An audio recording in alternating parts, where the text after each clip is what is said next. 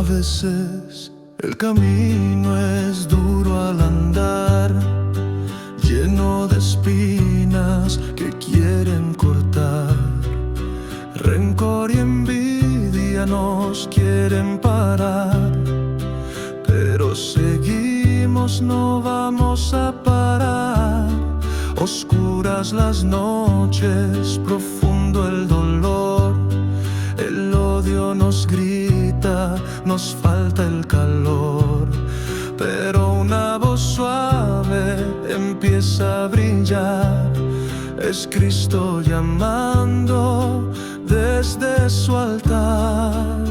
Hasta la luz de Jesús caminaré, aunque tropiece no me rendiré.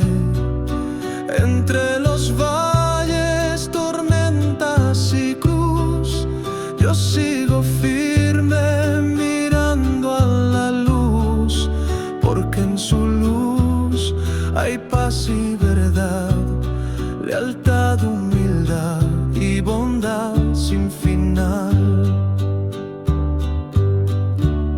No es fácil vencer cada tentación, pero en su gracia hay redención.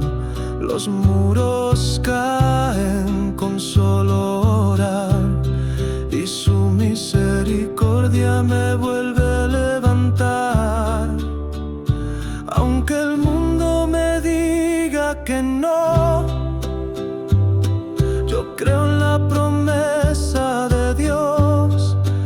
Él va delante, mi guía es su voz, y su luz eterna me llena de amor. Hasta la luz de Jesús llega.